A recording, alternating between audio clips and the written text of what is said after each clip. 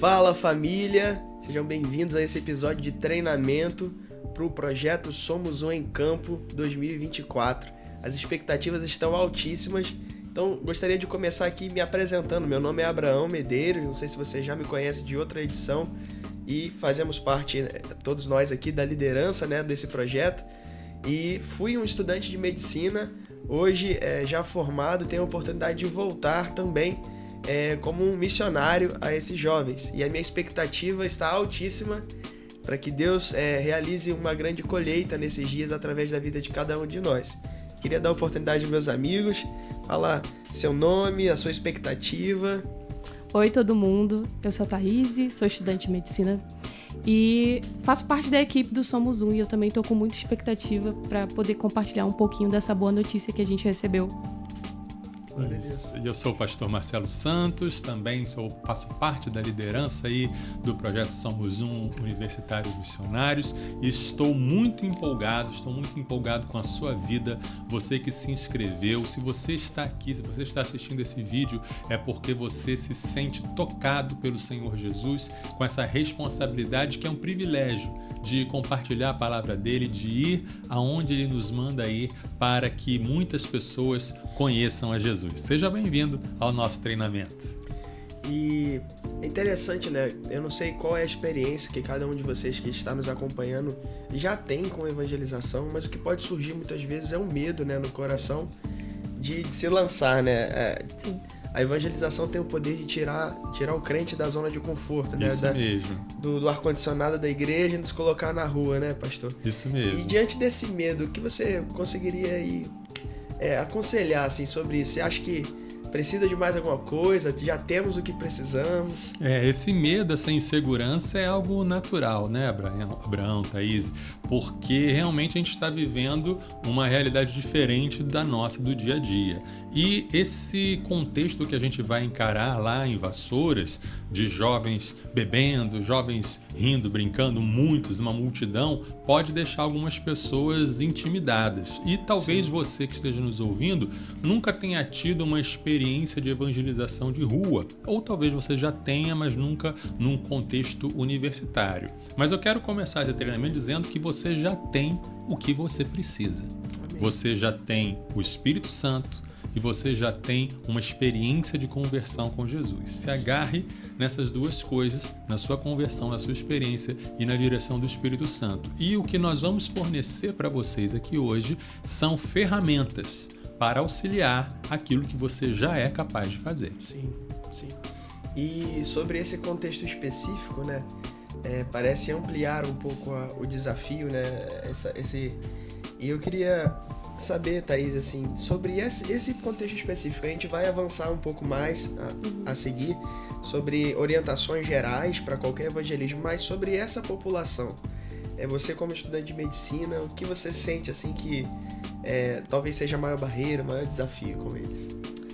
São vários desafios, mas eu acho que um deles que me chama bastante atenção é que você está num ambiente em que você está entorpecido por muita coisa. A maior parte das pessoas é muito jovem, tá ali para curtir, para colocar o pé na jaca, fazer tudo que tem vontade. E aí você tem essa sensação de que a vida não é finita, de que só o que importa é aquilo que você está vivendo naquele momento, E esse contexto universitário, às vezes, ele é permeado por muito ceticismo, Então você junta a sua crença de que nada mais importa com a oportunidade de você se entregar aos prazeres ali. E aí você se esquece que a sua vida tem um fim. E, enfim, você não reflete muito sobre as coisas, sobre o porquê de você existir, sobre se existe algo mais por que você está aqui. Sim. E eu definiria, assim, os dias que se vivem lá, nesse contexto específico, já indo pela terceira vez a missão lá, de que trata-se de uma grande ilusão, de um grande teatro bem contado. Assim, é óbvio que as pessoas que vão, elas têm uma percepção de realidade daquilo tudo, mas a intenção, muitas vezes, por trás de tudo, é uma ilusão. Sim. É uma visão do que está acontecendo, mas que não tem fundamento, Não, e o que eu percebo muitas vezes é é uma alegria fugaz, é um contentamento passageiro, Sim. que muitas vezes se revela até no dia seguinte. O semblante do início da noite é um semblante completamente diferente do semblante pós-noite, e até digo pela vivência de faculdade. Pessoas que muitas vezes estavam ali vivendo um contexto de sofrimento mental, de ausência de sentido durante esses 4 dias, assim como o carnaval, né? Tem a quarta-feira de cinzas, né? Eu tive já a oportunidade de ver o antes e depois, e assim, tudo tava do mesmo jeito depois, e restavam histórias, aventuras, mas que no final das contas não mudaram a vida de ninguém, né? E a gente tem algo que pode realmente mudar a vida das pessoas. E vamos ter essa oportunidade, porque a gente vai encontrar jovens nesse momento, Sim. nesse parêntese de vez em quando, nessa situação de que a máscara cai. É a situação do bastidor, a situação de eu não estou nos holofotes, mas eu estou aqui, o que eu estou fazendo aqui? E muitas vezes Deus vai nos levar a esse contexto, né? E uma coisa que eu queria incentivar e já enfatizar nesse início é para buscar realmente a dependência do Espírito Santo. Sim. Nós vamos falar de algumas abordagens, de algumas técnicas, nós vamos falar de algumas maneiras de você começar uma conversa evangelística, mas nada substitui a dependência do Espírito Santo. Depender de Deus, buscar em oração, buscar se encher, buscar inclusive pedir que Deus mostre aquilo que está em você, que está desagradando a Ele, que às vezes Sim. algum pecado pode estar obstruindo a sua relação com Deus, pode estar obstruindo de você ouvir atentamente a voz do Espírito. Instrumentalidade, né? Exatamente. Então, por isso que estamos fazendo uma campanha de 40 dias de oração, por isso que vamos ter uma oração intensa lá no sábado. É preciso estar bem afinado com Deus. E todas essas ferramentas que nós vamos apresentar são secundárias em relação a essa dependência do Espírito Santo. Sim. E antes de falar de qualquer ferramenta específica, é interessante que você compreenda bem o básico. Muitos cristãos foram alcançados, todos os cristãos foram alcançados pelo Evangelho, entendem, creem que foram salvos, mas quando a gente fala assim, mas me fala o que é o plano de salvação? A coisa não está tão bem esclarecida, ou o que é de fato necessário se falar, às vezes se perde. Então é importante lembrar que é possível você passar 2, 3, 4 horas conversando com alguém sobre Deus, sobre igreja, sobre religião, e não apresentar o evangelho à pessoa. Isso mesmo. Então, porque a Bíblia é muito grande, né? Exatamente. São muitos assuntos, são muitos, e às vezes, e todos são úteis, todos são assuntos úteis, importantes, sobre a vida, sobre esperança. Deus acredita em você, Deus acredita no seu potencial. Tudo isso é verdadeiro, mas não é de fato o plano de salvação, não é de fato o evangelho. Então, ter bem claro, bem definido qual é o conteúdo que nós temos que passar, que a gente vai aproveitar a oportunidade para passar, isso é fundamental. E se você pensar que em 4 horas é capaz de você não conseguir pregar o evangelho por completo, imagina num contexto em que as pessoas estão saindo de um jogo, estão indo para outro lugar, tem horário marcado para outra partida começar. Se você não for intencional e ter bem em mente aquilo que você vai falar, você pode perder uma oportunidade. Sim, sim. E eu queria, aproveitando esse gancho, para ensinar um método adaptado, mas que vai servir como lembrete, tá? Aqui eu vou usar um esquema feito pelo evangelismo explosivo, que é um método de evangelismo. Porém, eu não vou aqui ensinar o evangelismo explosivo, vou ensinar só a forma de gravar, porque eu acho fundamental. Acho legal e é importante a gente entender esses pontos fundamentais. Então, assim, primeiro, contextualizando rapidamente o evangelho, é importante que a pessoa entenda que é pecadora, é importante que a pessoa entenda que é incapaz de salvar a si mesmo, que existe um Deus bom, mas que ao mesmo tempo é um Deus justo e precisa punir os pecados, que pela graça é a única forma de sermos aprovados diante de Deus, que Jesus é o meio pelo qual nós alcançamos essa graça, é aquele que paga. Então, assim, isso tudo tá bem claro, talvez, na tua mente, mas se você deixa de falar, por exemplo, que é necessário arrependimento, você já falhou nessa transmissão completa da mensagem. Se você deixa de falar que é a graça e não são as obras, então assim, eu vou organizar aqui na mão de um jeito fácil. Enquanto eu estiver falando, provavelmente deve aparecer a nuvem aqui, né? Algum sinal, alguma coisa para te ajudar a gravar. E também o detalhamento de toda essa abordagem vai ser disponibilizado a você, que irá conosco como voluntário. Os nossos grupos oficiais, inclusive, já estamos para confeccionar esse grupo já essa semana e começar a alimentá-los com informações, tá? Então vamos lá. A gente vai gravar. Existem outras formas de gravar o plano de salvação na mão, mas essa eu acho a mais interessante. Nós vamos usar os 5 dedos da mão para gravar 5 pontos importantes. O primeiro ponto é a graça. E aqui, ó, joinha, mas ao mesmo tempo é a forma como se pede carona. Eu nunca pedi carona na beira da estrada, mas dizem que quem pede, pede assim. Então, esse dedo, né, vai representar a graça. E dentro de graça, o que você precisa entender? A graça, ela se descreve como um favor imerecido. Então, é importante você entender que a vida eterna, a salvação, o céu é um presente de Deus. E que ele não vem pelas obras e nem pode ser comprado. Então a gente tem um texto que é maravilhoso para isso, que é o texto de Efésios 2:8, que vai dizer: pela graça vocês são salvos por meio da fé. E aí o 9 vai dizer: isso não vem de vós, é dom de Deus, não vem pelas obras, para que ninguém se glorie. Mas existem outros textos, né? O próprio Romanos 6:23, o salário do pecado é a morte, mas o dom gratuito de Deus é a vida eterna.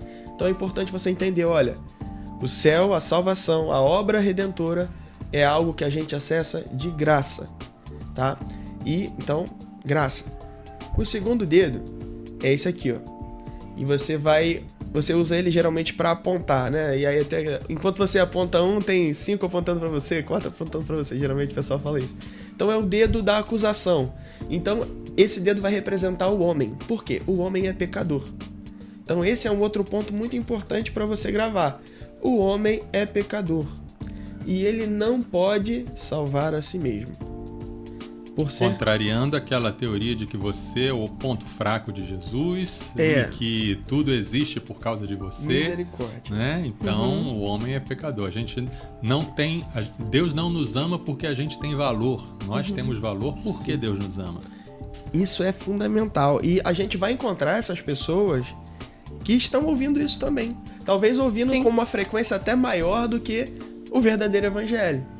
E aí, como chegar para alguém e pregar o evangelho, que é amor, mas um amor que se revela justamente no fato de um pecador sendo amado e um pecador sendo salvo, né? Deus dá prova do seu amor por nós, enviando Jesus enquanto ainda éramos pecadores. Sim. Então, o grande amor do evangelho é alguém que não merecia, sendo amado por alguém que não tinha obrigação nenhuma de amar, né? Sim. E, inclusive, como o amor está muito em voga, é muito possível que essas pessoas já tenham ouvido falar a boa notícia. Mas só a boa notícia. Mas a boa notícia ela é tão boa porque a gente tem uma má notícia, né? Exato, que nós pecamos. Então a gente ouve muito, não, Jesus te ama. E as pessoas geralmente falam, não, eu sei, a você também. A todos nós. A todos nós. Exato. Mas por que a gente precisa tanto desse amor? Muitas vezes as pessoas não se perguntam isso. É importante ter esse ponto do eu pequei justamente por isso. É fundamental. Por isso que, assim, segundo dedinho, o homem é pecador. O segundo dedinho representa o homem. E o homem é pecador. Ele não pode salvar a si mesmo. E aí o texto que você pode usar como base é Romanos 3:23. Porque todos pecaram e destituídos foram da glória de Deus. Todos pecaram. Não há um justo sequer. E aqui nesse trecho tem uma ilustração que eu costumo usar, que pode ser a ilustração do omelete ou da garrafa de água. Isso, às vezes, é bom se a pessoa te deu espaço para falar. Poxa, mas eu sou uma pessoa tão boa. Poxa, eu sou pecador, mas eu acerto tanto. E a ilustração do omelete é mais ou menos assim, olha. Você vai preparar um omelete para uma família ou para o pessoal da sua casa, você vai usar lá, sei, 10 ovos. E você foi colocando, mas sem aquela precaução de separar o ovo antes. Você foi quebrando direto na panela. E aquilo já estava lá com 9 ovos e o 10º ovo foi o ovo que estava podre. E aquilo rapidamente se misturou em todo o omelete. Você seria capaz de... Você comeria isso? Você serviria isso para sua família? Ou senão a da garrafa d'água. A garrafa d'água de 2 litros tem 40 mil gotas. Se eu pegar uma gota do pior esgoto da rua, daquele churume especial, e pingar essa gota de churume dentro da água, você vai beber? Um pecado é capaz de tornar o homem completamente inaceitável diante de Deus. A Bíblia vai dizer que se a gente peca por um ponto da lei, a gente é culpado por toda a lei. Então, o homem é pecador. Ele não pode salvar a si mesmo. Terceiro ponto. E aqui, ó, se vocês repararem, numa mão padrão, tá? Não sei como é a sua mão, mas numa mão padrão, o dedo central aqui, o dedo médio, ele é o maior dedo, tá? E esse dedo vai representar o maior ser do universo, que é Deus. Então, ó, graça, homem, Deus, tá? Terceiro ponto, Deus. E aí é importante que a pessoa entenda algumas coisas sobre Deus. Deus é amor, muito se ouve, Sim. Tá? Mas é importante que a pessoa entenda também que Deus é justiça, tá? Então a gente está diante de um Deus que ele é justo. E sendo ele o justo, o juiz de todo o universo, ele não pode tornar por inocente o culpado. Ele tá lá em... Deixa eu só dar uma olhadinha aqui. A gente vai colocar esse texto aí que me falhou a memória. Mas tem um texto que diz exatamente isso. Deus não trará por inocente o culpado. Eu acho que é Êxodo 34, 7b. Ele não trará por inocente o culpado. Então Deus, em sua justiça, ele não pode simplesmente absolver todos nós. Ele vai dizer, não, se você deve, você precisa pagar. Mas por outro lado, existe uma outra face de Deus, que é o amor. Deus é misericordioso e a Bíblia vai dizer que ele é amor. E sendo amor, ele não tem prazer em condenar o homem, ele não deseja isso para o homem. Tanto é que ele forneceu ali uma oportunidade. Então, duas coisas que são importantíssimas. Você pode descrever Deus de diversas maneiras, mas é interessante demais para uma abordagem evangelística você descrever Deus como justiça e Deus como amor. Isso na cabeça do homem pode gerar um aparente dilema que não existe na cabeça de Deus, mas que para o homem pode gerar, olha, ele não quer me punir porque ele é amor, mas ao mesmo tempo ele precisa me punir porque ele é justiça. Esse dilema não existe, mas é um dilema aparente que se forma na nossa mente. E Jesus Cristo é a solução desse dilema.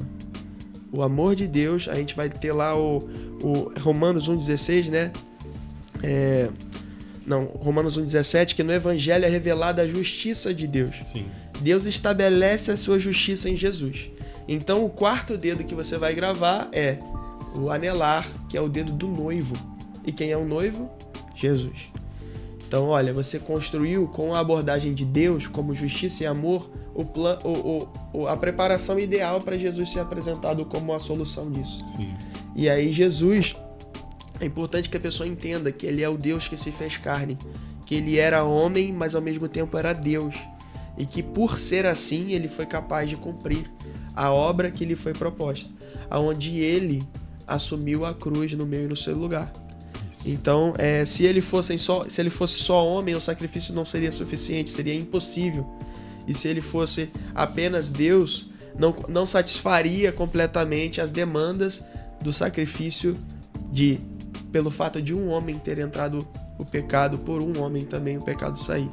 Então, E também pelo fato dele ter ressuscitado, ele Sim. mostra o seu poder, ele mostra que ele triunfou, né? Sim. O túmulo está vazio, ele não foi apenas um mártir, ele não foi apenas um herói, um revolucionário, mas ele, ao ressuscitar, ele demonstra, ele revela que ele é de fato o Filho de Deus, o Messias, o Salvador. Sim. E abriu a porta para um relacionamento, né? Exato. Que é muito legal também quando a gente lembra as pessoas de que esse Deus é acessível. Exatamente. Que agora a gente pode ter contato com ele, não é só uma figura bonita, histórica e um exemplo a ser seguido, mas é alguém que está vivo. Exato. Justamente o que você falou, ele ressuscitou. E você pode ter um contato com ele agora, se você quiser. eu costumo usar uma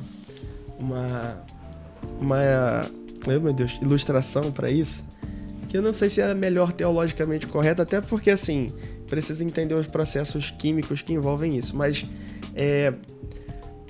a santidade de Deus e o pecado do homem são incomunicáveis, eles são completamente separados, né? E eu vejo a imagem do óleo e da água.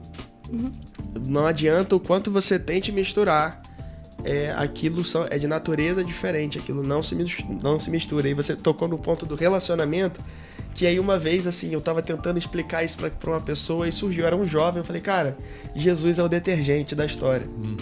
Ele liga as moléculas. Ele consegue ligar. Então, assim, eu falei, cara, você tenta misturar. Agora, se vier o detergente, você consegue misturar água com óleo. Então, assim, eu sei que... Misericórdia, Senhor, me perdoe se eu tiver... Não tá muito errado, não, porque muito a Bíblia errado, diz que Deus fez Jesus pecado por nós. Jesus se fez pecado por nós. Se fez maldição por nós. A gente vai ter lá 2 Coríntios 5 falando sobre o ministério da reconciliação. Então isso é só uma forma mais bombril de apresentar a história, né? Por isso ele é o único mediador entre Deus e os homens. Que ele é Deus e é homem. Sim. E aí, concluindo então o ponto de Jesus, ele é o Deus homem que se fez carne, que tomou sobre si os nossos pecados.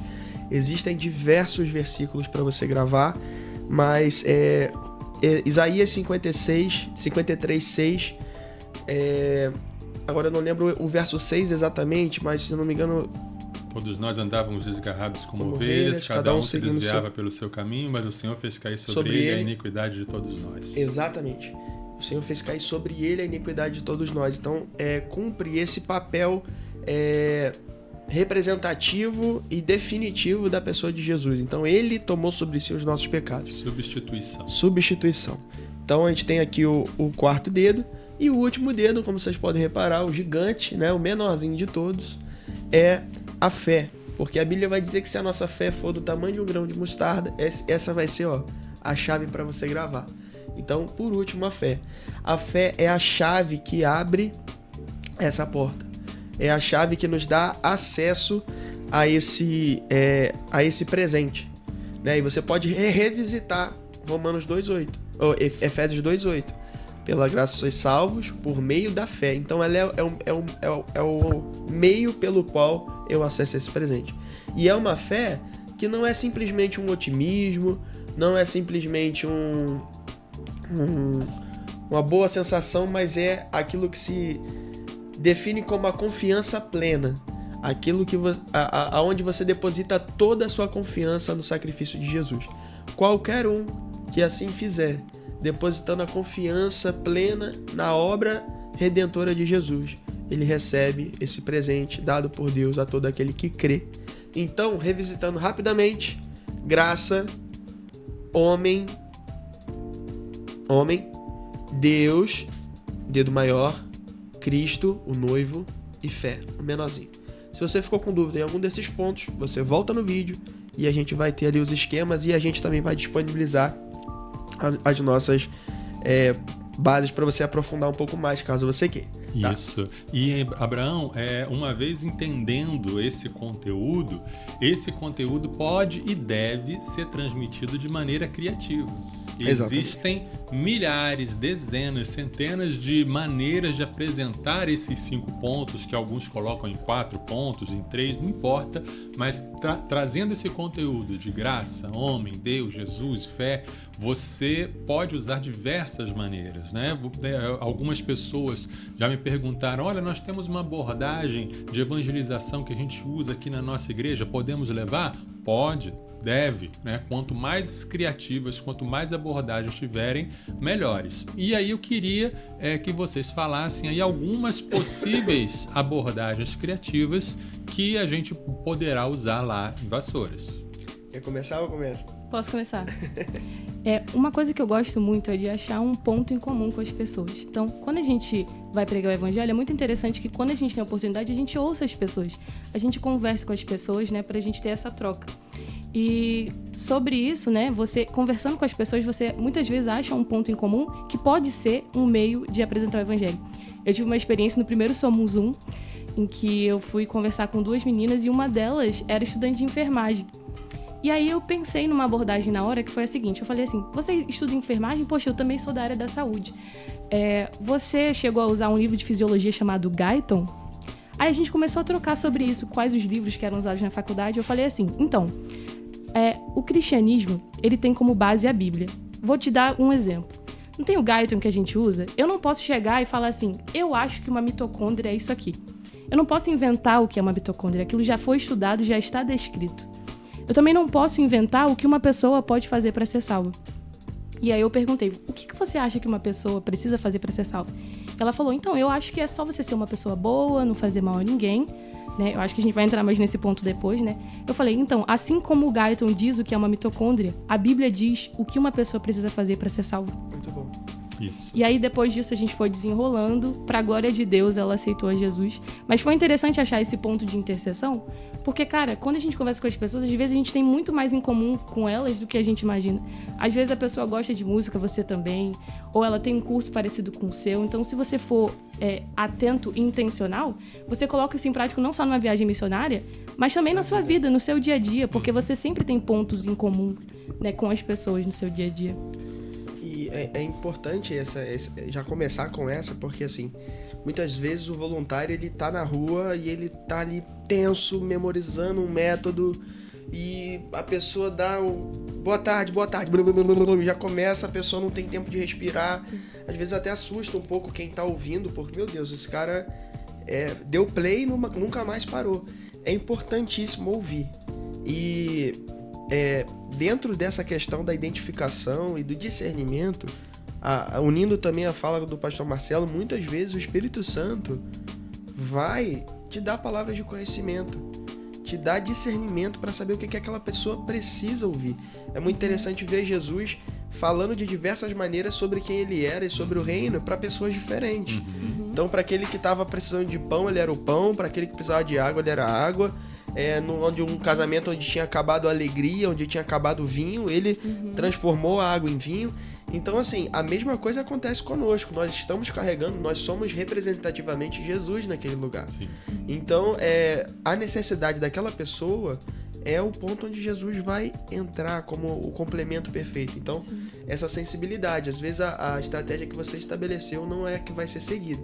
Mas lá no Intermédio, tem uma que eu já tinha usado ela, não sei quem inventou essa, tá? Inclusive, se você estiver nos assistindo, Deus abençoe a sua vida. Eu aprendi ela no Impacto de Carnaval, lá na Sapucaí, aqui no Rio, e usei a minha vida inteira, e lá no Intermédio ela deu super certo, que é numa espécie de pesquisa amorosa. Você chegar com 2 perguntas, e aí você pergunta a pessoa, olha, boa tarde, tudo bem? E assim, sempre com alegria, no sorrisão no rosto. Olha, tô aqui querendo saber a opinião da galera sobre amor. Isso cai muito bem, porque lá todo mundo, assim, tá... No clima da azaração. É o clima da azaração. Essas pessoas estão disponíveis para isso lá. E aí, quando você chega com uma pergunta sobre amor, eu tô fazendo uma pesquisa aqui sobre amor e tal, a pessoa entra no clima. Uma enquete aqui sobre amor. E hoje tá muito na moda essa questão de enquete, a pessoa entra, né? E aí a primeira pergunta é: quanto tempo você seria capaz de amar alguém? Grave aí, galera. Grave aí. Quanto tempo? Quanto tempo você seria capaz de amar alguém? Essa é a primeira pergunta. Naturalmente, a pessoa vai responder dentro da realidade dela o quanto que ela pensa ser o máximo que ela conseguiria amar alguém. Os muito apaixonados vão dizer a vida toda. Exatamente. Os muito seguros de si, os muito posturados vão dizer depende. Depende. Aí você se prepara, inclusive, para ouvir coisas que você não queria ouvir. Aí eu sou assim mesmo, porque eu faço isso, faço aquilo, não seguro com ninguém. E aí, sorrisão no rosto, cara de paisagem e segue para a próxima. Ouve, acolhe aquela resposta, né? E em seguida, a segunda pergunta. E aí, na segunda pergunta, você vai pintar um cenário pior. Você vai falar, olha, e se essa pessoa te rejeitasse todos os dias? E se essa pessoa ignorasse tudo que você faz por ela? E, em alguns momentos, ela vivesse como se você nem existisse? Ignorando a sua existência e toda a sua demonstração de amor por ela. Quanto tempo você seria capaz de amar essa pessoa? Aí também prepare-se para ouvir de tudo, tá? Mas o cenário muda. Aquele que disse a vida toda, ele diz que agora não aguentaria 1 ano. Aquele que disse 1 ano, agora já mandaria aquela pessoa para onde você puder imaginar que pode ser enviado uma pessoa assim. E aí você vai ter esse contraste entre um amor não correspondido ser um amor que não é capaz de continuar. E aí você vai falar, olha, essas 2 perguntas estão acompanhadas de uma notícia. E eu queria te dar uma notícia. Existe alguém que te ama muito e há muito tempo. E aí a pessoa, assim, alguns... Olha, eu já tive experiências lá de quando eu falar isso, a menina começar a chorar. E começar a chorar de verdade. E ela falar, eu não acredito que ele mandou vocês aqui pra falar comigo. Gente, vocês estão aqui falando isso. Eu não precisei nem falar quem era. Ela já sabia que era Deus e que Deus tinha mandado a gente ali. E já tive respostas também assim, qual foi, cara? Você tá afim de mim? Né? Minha mãe te mandou aqui, alguém que me ama muito há muito tempo. E aí a hora que você vai apresentar, olha, oh, meu Deus, Deus te ama muito e há muito tempo. E aí um link para você entrar, né, naqueles 5 pontos é, e a Bíblia vai dizer que o amor dele não é um amor apenas de palavras, ele é um amor prático. A Bíblia vai dizer que ele dá prova do seu amor por nós, tendo enviado Jesus enquanto ainda éramos pecadores. E aí, ó, a conversa desenvolve. O que é o pecado? O pecado é aquilo que a gente faz que ofende o coração de Deus. Então, muitas vezes a gente está nessa relação com Deus, nesse segundo cenário. Deus faz tudo e a gente ignora, a gente o ofende. E aí, a conversa vai embora. Mas a abordagem são essas 2 perguntas. Quanto tempo você será capaz de amar? E se essa pessoa te rejeitasse, quanto tempo você seria capaz de amar? Acompanhada de uma notícia, que é, existe alguém que te ama muito há muito tempo. Existem algumas outras, né? Tem vários. Agora, eu achei muito interessante esse ponto que você falou agora, que você incluiu na sua abordagem. O que é pecado? Sim. É aquilo que nos afasta de Deus. Porque isso é uma dica que eu acho bem prática, que é... Às vezes você tem que partir do pressuposto de que a pessoa não entende exatamente o que você está falando. Isso é muito importante porque às vezes a gente é meio acostumado com crentez, né? Sim. Então, lá nos 5 pontos, teve uma vez que você citou assim, o salário do pecado é a morte. Isso pra gente é muito automático de se dizer, mas as pessoas podem se perguntar, que salário? E como assim a morte, já que todo mundo vai morrer um dia? Então é interessante quando a gente aborda esses pontos de uma forma bem didática. A gente tem que ser intencional nisso, porque às vezes a gente tá preso no nosso mundinho e não pensa que a pessoa não vai associar o salário a uma consequência. Sim. E que morte é essa, já que todo mundo vai morrer, tipo, entende? E o óbvio não existe. Né? O óbvio não existe. O óbvio não existe e trazer pra realidade da galera é importantíssimo. Existem várias outras, tá? Tem uma outra abordagem. E repito, né? Enfatizo aqui. Fique livre para trazer a sua abordagem, para compartilhar com a gente no dia a sua abordagem, desde que a sua abordagem inclua esses pontos da bondade e da justiça de Deus, do pecado e da necessidade de arrependimento, de Jesus como o único caminho, a morte e a ressurreição de Jesus e a fé como ao meio de receber essa graça da salvação. Dentro do evangelismo explosivo, as 2 perguntas que eles usam para abordagem se você morresse hoje, para onde você iria? Essa já é uma abordagem um pouco mais direta e que tá na cabeça do senso comum, assim, vamos para algum lugar, né? Pode ser que a pessoa não sei, eu acho que a gente não vai pra lugar nenhum, pra minha vida é isso, a gente vai entrar nesse assunto. Mas, primeira pergunta, se você morresse hoje, para onde você iria? E se você chegasse, né, diante do céu, diante de Deus ali, na porta do céu, e alguém lhe perguntasse, Deus lhe perguntasse, por que devo deixar você entrar no meu céu? E aí a pessoa vai dizer, geralmente a resposta caminha em direção às boas obras, e aí a hora que você começa com graça, homem, Deus. Então assim, você fala, olha, mas na verdade o que a Bíblia vai dizer é que pela graça nós somos salvos. Sim. Existem várias outras. Na abordagem direta, no método da abordagem direta, quando a pessoa responde, porque eu sou bom, porque eu faço coisas boas, a pessoa começa a perguntar, você pode começar a perguntar, você já mentiu alguma vez? Aí praticamente todo mundo vai dizer que sim. Pois é, a Bíblia diz que os mentirosos não entrarão no reino dos céus. Você já sentiu raiva de alguém alguma vez? Todo mundo vai dizer que sim. Aí você diz, Jesus falou que quem sente ódio ou raiva no seu coração já é um assassino. Um assassino não entra no reino de Deus. Aí você já faz a lista. Olha, pelo que você mesmo falou, você é um mentiroso e um assassino.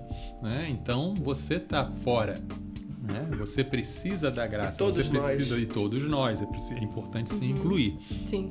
E esse método ele foi descrito melhor até no último treinamento, ele está disponível no YouTube também, a gente pode enviar junto. Sim. Mas é importante isso, né? Sobre você apresentar a graça ao quebrantado e a justiça, a lei ao soberbo, ao autossuficiente. Sim. Então, se a pessoa não consegue compreender pecado, a conversa não vai ter muito futuro. Você precisa, de alguma maneira, ser usado por Deus ali para trazer ela a essa consciência de pecado. E essa escada agora eu não lembro, a escada do pecado ali que a gente vai fazendo com a pessoa, vai caminhando, ó, ponto por ponto. O negócio tá difícil pra você e tá difícil pra todo mundo. É importante, durante a abordagem, a gente não se colocar numa posição de superioridade em momento nenhum. Sempre com essa identificação, olha, estamos todos no mesmo barco. Exato. E Jesus é quem nos salva. Alguma outra, vocês lembram? Teve a da laranja, né? Teve. Enfim, nem sempre, né, pastor? Sim. Essa abordagem é tão simples. Verdade. Às vezes a gente começa já falando de Deus e a pessoa fala assim, olha, eu não creio em Deus. Sim. E como fazer quando essas perguntas surgem, assim, essas questões mais difíceis? Sim. Como agir? Verdade. Nessa parte do treinamento, eu vou falar com vocês sobre isso, respondendo perguntas difíceis. Especialmente nesse ambiente que a gente vai estar de estudantes de medicina, há um grande número de estudantes ateus, agnósticos. Agnóstico é quem não acredita, ou melhor, não sabe em que acredita. Pode existir Deus, pode não existir, né? Tem também os relativistas, que dizem que todos os caminhos levam a Deus, o universo, né? Eu acredito no universo e etc. Então, alguns princípios importantes para responder essas perguntas difíceis é não perder a humildade, continuar sendo você não está ali como um carrasco em cima da pessoa, mas você está ali. Alguém já falou que o evangelista é um mendigo mostrando a outro mendigo onde encontrar comida, né? Então essa é a nossa abordagem, né? E aí você esteja preparado para responder. Se você não souber, alguém lançar uma pergunta difícil em cima de você e você não souber, tudo bem, você pode humildemente dizer, olha, isso aí eu não sei, né? Posso pesquisar, me passa o seu contato que eu dou a resposta de você, eu não sei, não há vergonha nenhuma disso. Aprenda a discernir quem está realmente interessado num diálogo, está se abrindo e colocando sinceramente a sua crença ou a sua descrença, ou quem só está querendo realmente causar, quem está querendo só se justificar e jogar assim. E sempre compartilhe as suas próprias dúvidas e dificuldades e aponte para Jesus, porque o cristianismo não é um conjunto de conhecimentos, é um relacionamento com uma pessoa, né? E vocês, que tipo de perguntas vocês acham que podem jogar em cima da gente nesse contexto?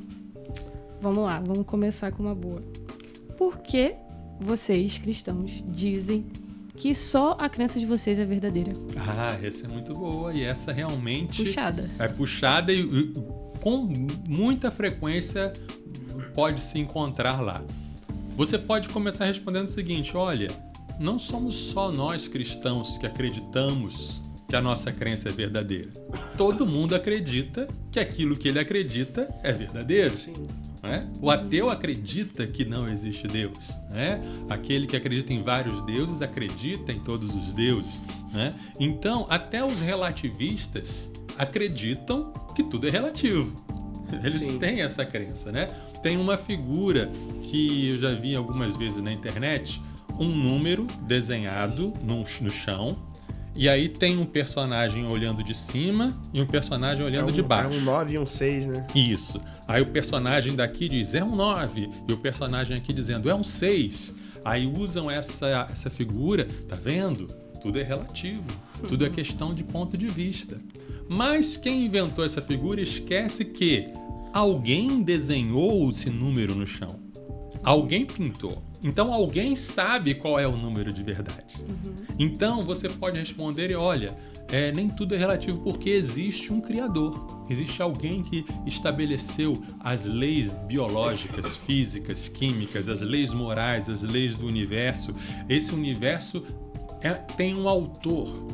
E esse autor revelou para nós a sua verdade.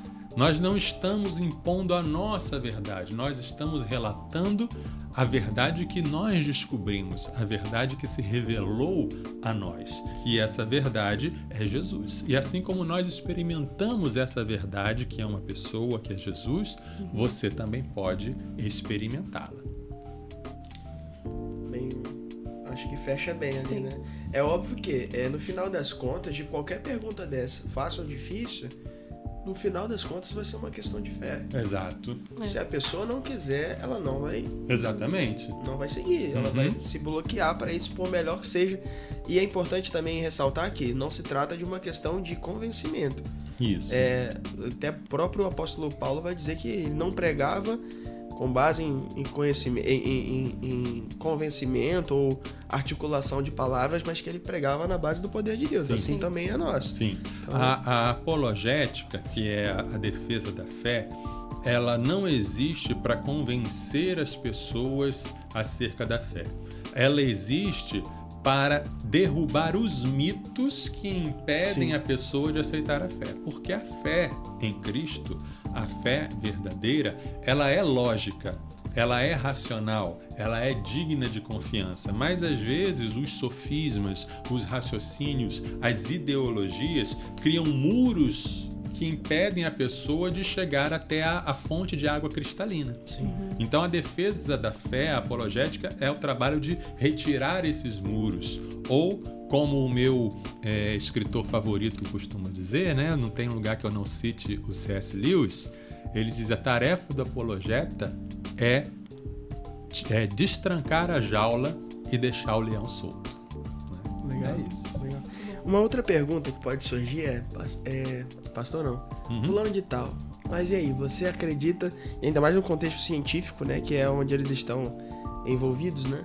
Você acredita em Adão e Eva ou você acredita na evolução? Sério mesmo, cara? Pô, tu tem 20, tu acredita em Adão e Eva? Que história é essa? Sim. Ou na ciência. Ou tipo na assim, ciência, tipo, excludente, né? Isso, é verdade. Essa pergunta você pode responder que não existe conflito entre fé e ciência.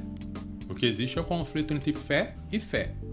Sim. Existem cientistas como o David Collins, que foi o autor do projeto Genoma Humano, que ele é cristão, ele se converteu.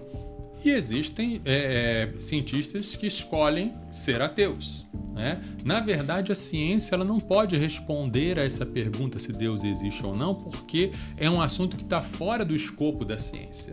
A ciência ela estuda o mundo natural. A ciência não tem nenhuma autoridade para dizer se há ou não um mundo sobrenatural, né? E aí, assim como o ateu crê que o universo não tem sentido, que o universo surgiu por acaso, que o universo não tem uma moral, o cristão ele olha para esse mesmo universo, olha para as leis naturais, como Isaac Newton, por exemplo, ele falava: quando eu olho para as órbitas dos planetas, eu fico maravilhado com aquilo que o meu Deus fez. Quando alguém olha para um genoma, alguém olha para um DNA e vê como aquilo é tão meticulosamente programado para transmitir informação, a gente pode glorificar a Deus de ver a beleza dessa ciência, né? Eu creio num Deus que dirige os processos naturais, né? Alguns dizem que a evolução tem as respostas para como aconteceram as coisas, outros questionam isso, mas independente disso, a gente pode olhar para a natureza de duas maneiras. Imagine a seguinte cena: você chega em casa com alguém, com o seu amigo, e o seu amigo pede para você descrever o que está acontecendo. Você pode descrever de uma maneira científica ou de uma maneira pessoal. Sim. Descrevendo de maneira científica, existe um objeto, uma máquina, que está gerando uma combustão e há um recipiente com H2O e as moléculas de H2O estão sendo agitadas até chegar próximo aos 100 graus centígrados e esse líquido é derramado sobre uma substância em pó orgânica. Essa é uma descrição científica. A descrição pessoal: a minha mãe está fazendo um café para nós. Então eu posso olhar para esse mundo com os processos naturais que acontecem e dizer, não, é isso que acontece, ou eu posso olhar para os mesmos processos e dizer, tem um Deus que está dirigindo tudo. Sim. Tem um Deus questão que... de fé, né? Como você falou. Exatamente. Uma vez eu li num livro que aí um homem estava pregando o evangelho pro outro, aí outro falou assim, não, mas Yuri Gagarin foi no espaço e não tinha nenhum Deus lá. Como se, assim, o Deus precisasse ser visto... Sim. Enfim, com os nossos próprios olhos, né? Pois é. E alguém pode responder, mas se ele não viu aqui embaixo, também não veria lá em cima. Sim. Né? Porque ele está lá embaixo tanto quanto lá em cima. Né? Isso mesmo. Outra pergunta aqui, a gente fez até uma colinha aqui, né? Porque é difícil lembrar de tudo e essas perguntas são frequentes. Uma coisa muito em voga lá é a questão da sexualidade, das diversas manifestações dessa sexualidade, identificações de gênero e tudo mais. A gente sabe que existe todo um pano de fundo com relação à igreja, uma visão até preconceituosa também de lá pra cá com relação ao cristianismo. E uma pergunta que pode ser feita é, olha, como vocês dizem que Deus ama a todos, que Deus é amor, se vocês são homofóbicos ou num ambiente que na prática é assim, o que você diria para uma pessoa que levantasse esse questionamento da homofobia e o Deus que é amor? Homofobia por parte dos evangélicos, né? A gente poderia começar dizendo que sim, existem pessoas homofóbicas dentro da igreja. Existem pessoas... O que é a homofobia? É o ódio, a rejeição, o preconceito e a exclusão de uma pessoa por ela ser homossexual. Então, a gente precisa confessar, sim, existem pessoas homofóbicas na igreja. E por isso a gente pede perdão. Porque isso é um pecado. As pessoas que cometem isso dentro da igreja... como um irmão da igreja me falou uma vez, se eu ver um homossexual na rua, eu troco de calçada. Isso é pecado. E isso precisa ser denunciado como pecado, além de ser crime, né? Mas é pecado. E aí você pode aproveitar e dizer, nós que seguimos a Jesus, cometemos pecados. Por isso a gente precisa da graça de Jesus. Por isso a gente precisa que Jesus nos perdoe e nos ensine. E assim como Jesus nos ensina isso, ele nos ensina também sobre padrões sexuais. Jesus nos revela, Jesus como Filho de Deus nos revela em sua palavra, que Deus criou o ser humano e Deus criou a sexualidade humana com um padrão. E esse padrão é heterossexual. O padrão de Deus é sim heteronormativo. Nós cremos numa normatividade, porque cremos num Deus que criou normas, que criou leis. E viver o padrão de Deus para o sexo é um desafio tanto para heterossexuais quanto para homossexuais. Porque o heterossexual precisa ser fiel a uma pessoa, ao seu cônjuge por toda a vida. E isso também é difícil. Mas com a graça de Deus, nós vamos vencendo as tentações, sejam elas heterossexuais, sejam elas homossexuais, e isso não elimina, não exclui o amor de Deus por todos nós e nem exclui a necessidade de arrependimento e de fé para todos. Arrependimento para não estar mais dominado pelo pecado, mas buscando em Jesus a libertação, a santificação e a graça que vem pela fé. E isso vai de encontro a uma ideia de identidade, né? Esse mundo tem legitimado, tornando parte identitária as nossas inclinações carnais. Exato. Então, assim, aquele que tem uma inclinação homossexual, que pode ser, tá, desde a sua infância, uma inclinação pecaminosa, isso, assim como todos nós temos. Exato. Alguns dizem até que é uma coisa que nasce com a pessoa, Sim. né? Não existe nenhum estudo biológico, nenhum estudo médico que diga que a pessoa nasça desse jeito, né? É muito mais provável que isso venha de padrões de relacionamento aprendidos da infância, aprendidos na família. Mas, independente disso, a grande mentira ideológica da nossa era é identificar desejo com identidade. Exatamente. Você não é o seu desejo, né? O seu desejo pode ser muito ruim. O seu desejo pode ser de matar gente. O seu desejo pode ser de enriquecer a qualquer custo, passando por cima dos outros, né? E Jesus nos ensina, enquanto o mundo fala afirme-se a si mesmo, né? Descubra a sua identidade e mostre quem você é, você precisa valorizar a sua identidade. Jesus diz, negue-se a si mesmo. Eu vou te dar uma identidade. A sua identidade você vai encontrar em mim. E é um ponto de reflexão para todo mundo que está ouvindo, porque temos visto em que direção tem caminhado esse mundo, onde todos se afirmam em suas pecaminosidades.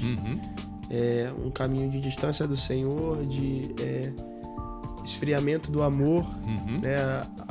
Ao mesmo tempo que se prega o amor, esse amor de portas largas. Sim. É um amor que é primeiramente a si próprio. Exato. E naturalmente não é um amor genuíno. É uma distorção do que é o amor, né? Porque amor não é aceitação, né? O pai que deixa o filho bater na mãe não está amando nem o filho nem a mãe. Sim. É alguém que aceita qualquer tipo de comportamento sem questionar, sem corrigir, não ama. Né? O verdadeiro amor quer que a gente seja, uma frase meio batida, né? A melhor versão de nós mesmos. Né? Sim. E a melhor versão de nós mesmos já está na cabeça de Deus, não está em nós. E está uma coisa que... acho que tem outros dois questionamentos assim, principais que podem surgir. É a questão do mal e a confiabilidade bíblica. Tá, então aí, qual que você prefere começar aí? Vamos começar pela confiabilidade bíblica, né? Alguém pode dizer assim, como é que você acredita na Bíblia se ela está cheia de erros e de manipulações, né? E isso às vezes vem combinado de uma outra forma. A Bíblia foi escrita por homens. Né? Aí você pode dizer, sim, é claro que a Bíblia foi feita por homens, né? Se fosse escrita por... Não ia ter caneta que aguentasse a mão de Deus. Né? Exato. Mas se fosse escrita por ETs, a gente não ia entender. Exatamente. Né? Deus precisou colocar a linguagem dele na linguagem humana, a palavra dele na linguagem humana. E a ideia de que a Bíblia é cheia de erros e de contradições, manipulada, a Igreja Católica manipulou a Bíblia, isso simplesmente é fake news. Sim. Porque a Igreja Católica não precisou manipular a Bíblia, ela usou outro caminho, esconder a Bíblia. Nem todo mundo tinha acesso à Bíblia. Por isso, com a imprensa, com a Bíblia de Gutenberg, veio a reforma, aí tudo mudou, o mundo mudou, quando as pessoas tiveram acesso à Bíblia. Mas se você comparar manuscritos antigos, temos manuscritos muito próximos, exatamente, muito próximos à época bíblica, e eles, as diferenças entre os manuscritos apenas demonstram que o texto, ou a essência do texto, foi mantida, foi preservada, né? Descobertas arqueológicas do século XX revelam que aquilo que a Bíblia falava sobre os povos, os reinos, aquilo era tudo verdadeiro. Através da Bíblia é que nós conhecemos Jesus. E é Jesus que diz, né? Essa Bíblia é a palavra de Deus. Por isso nós conhecemos na Bíblia. E a questão do mal, né? A questão do sofrimento, a questão do mal, se Deus é bom, por que ele permite o sofrimento? Tem tanta gente passando fome. Por que tem crianças que nascem doentes? Por que tantas guerras, etc.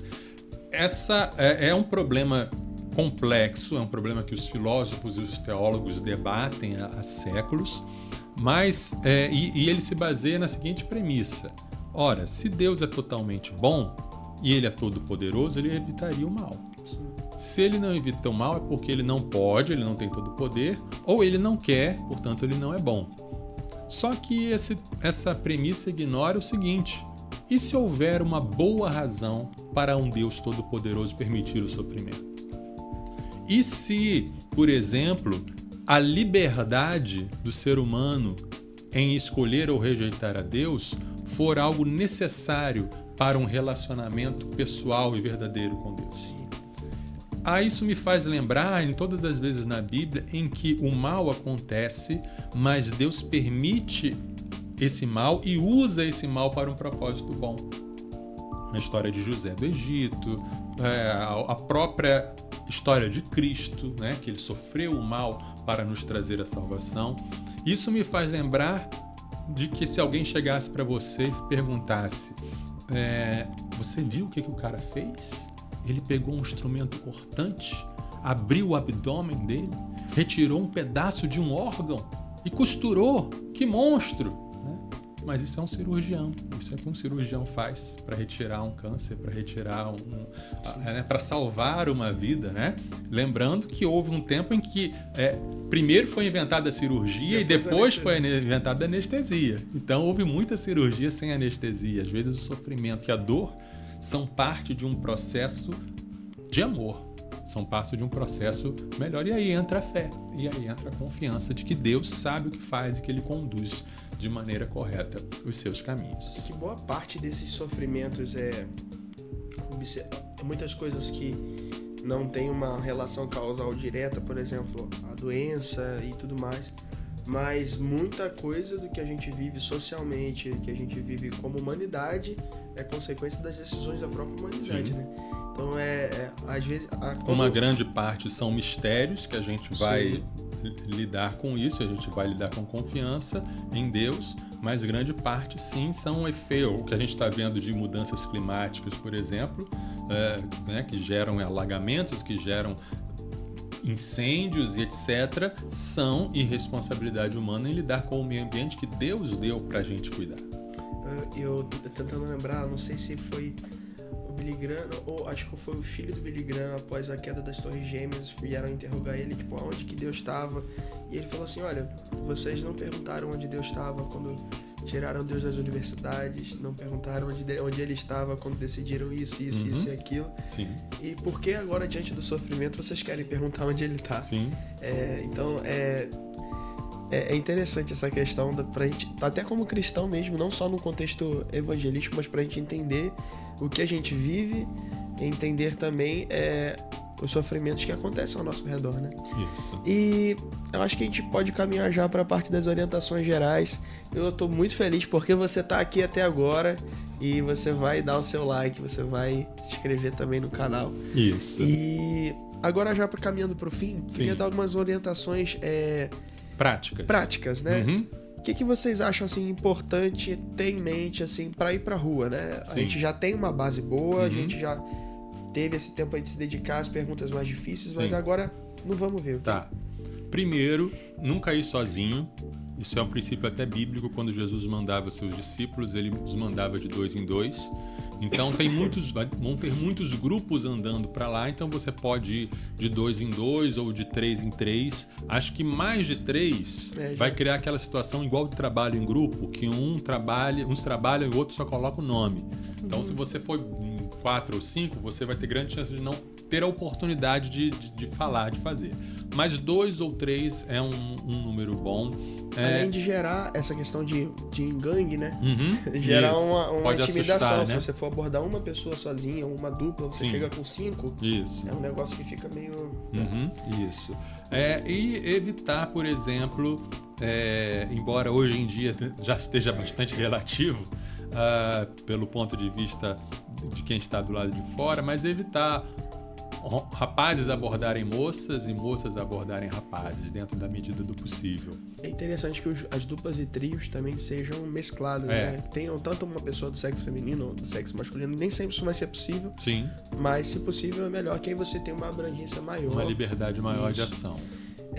Além disso, seja prudente. Prudente em tudo que você for fazer. Tanto em olhar pro lado na hora de atravessar a rua, porque o Espírito Santo tá contigo, mas o carro te pega se você não prestar atenção.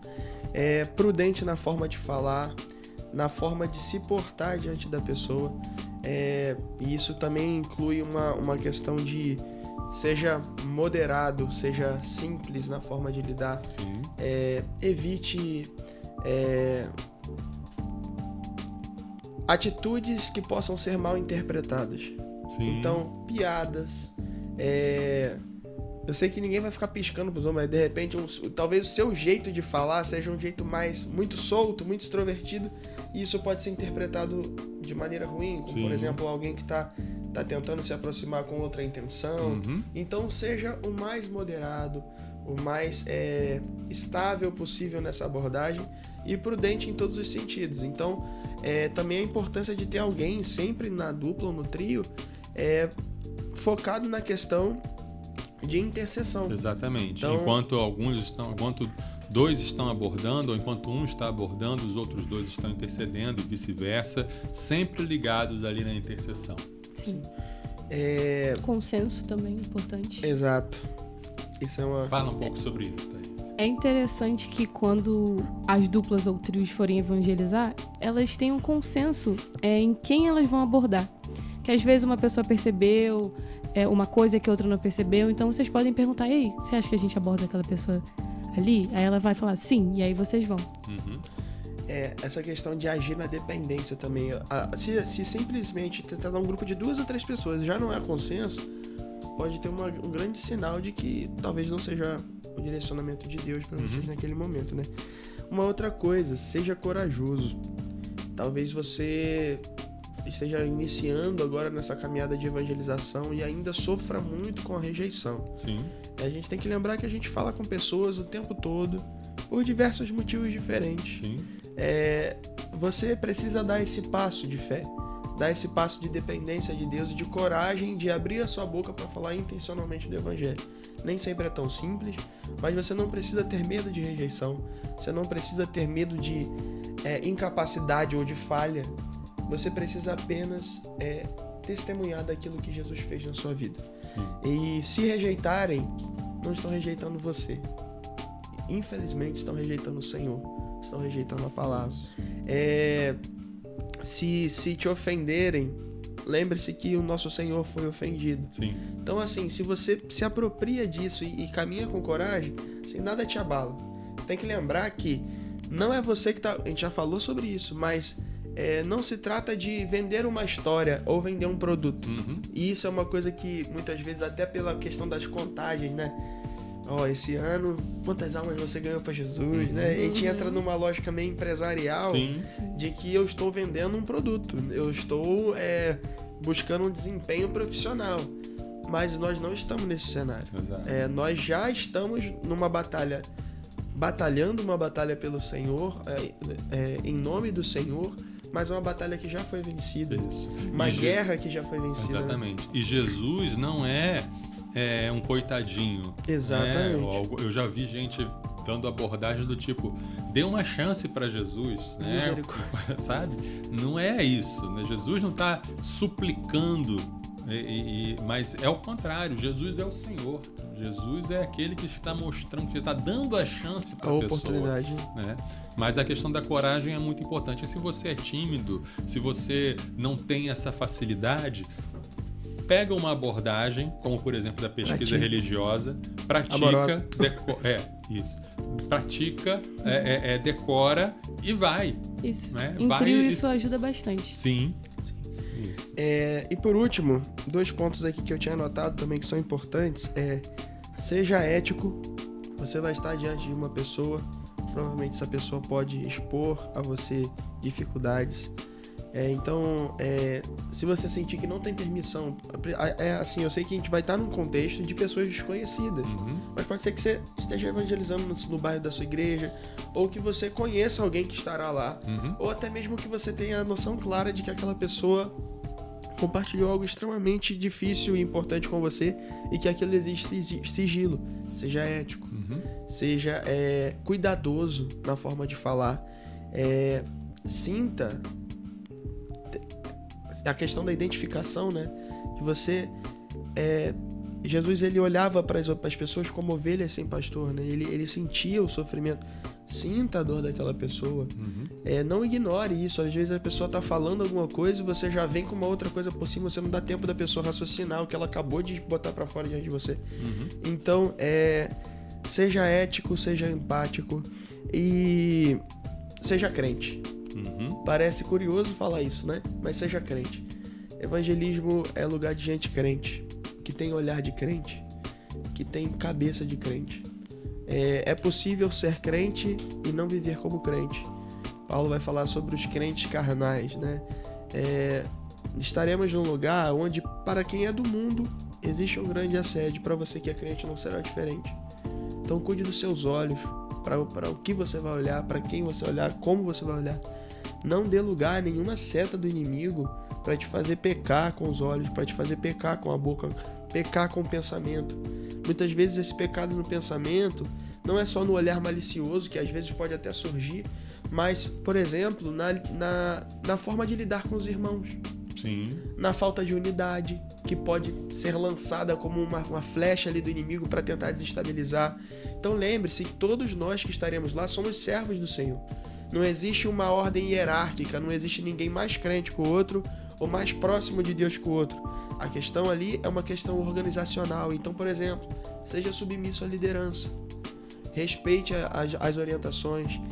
Caminhe segundo, eu sei que cada um tem uma vivência, mas se Deus te enviou para esse projeto, você vai estar caminhando segundo a direção que Deus deu à liderança desse projeto, que Ele por si estabeleceu. Então, isso faz parte de ter maturidade cristã. Isso é uma coisa que às vezes não tá tão...